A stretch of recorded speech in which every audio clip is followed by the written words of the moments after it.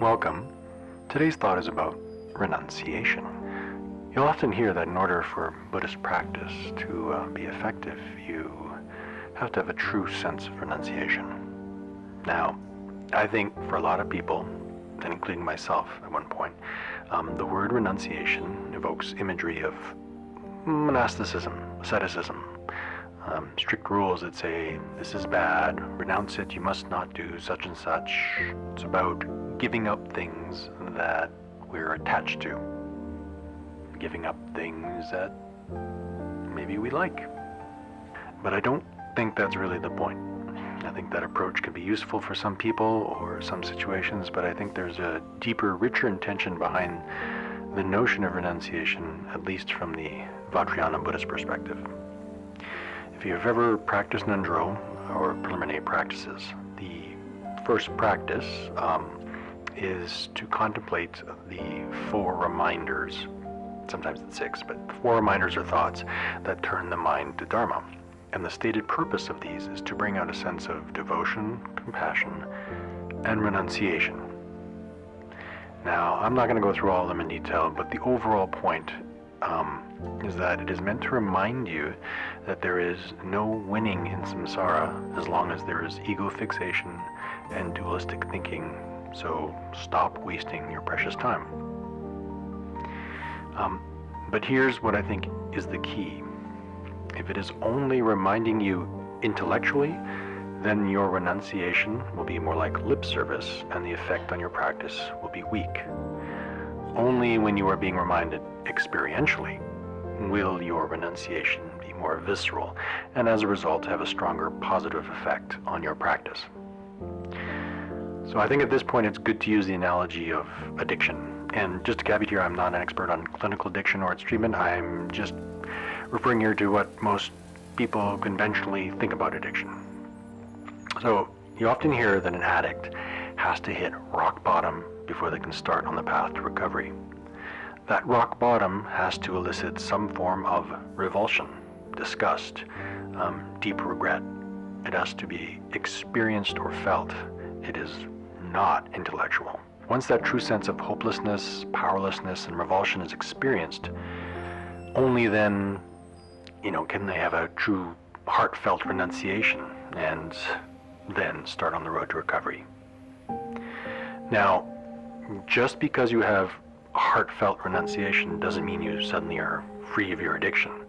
I think it's fairly common that relapses do occur for many as they try and recover from addiction.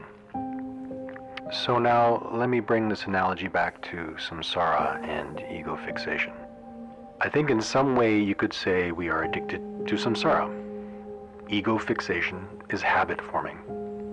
If Buddhism is one path of recovery from this addiction, then true renunciation requires some experiential sense of the futility and suffering involved in maintaining our ego fixation and continuing to wallow in samsara.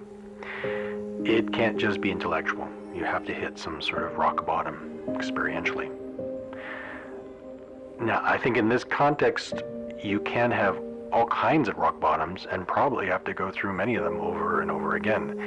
Ego fixation is the uber addiction. If you believe in cyclic existence, then you have been going through this addictive behavior for countless lifetimes. And only now, in this particular life, are you finally admitting to yourself that you might have a problem. So, what are we renouncing? Meat, alcohol, sex, lying? I think those are simply external expressions of what is truly to be renounced. Because I think more of the point is who and where is the craver of the meat and the drink? Who derives pleasure from sex? Who is being deceived by the lie and who is the deceiver?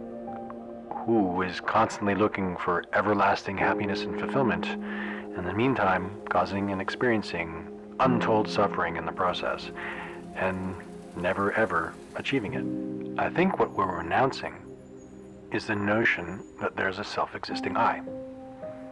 We are renouncing ego fixation and all the downstream suffering it causes.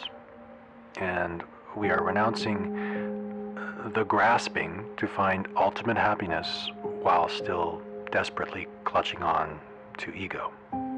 So that kind of renunciation isn't about rejecting or avoiding the world. It is a lived truth that knows samsara is fine, it is what it is, and nowhere in any of it can we find true happiness and freedom. Because we know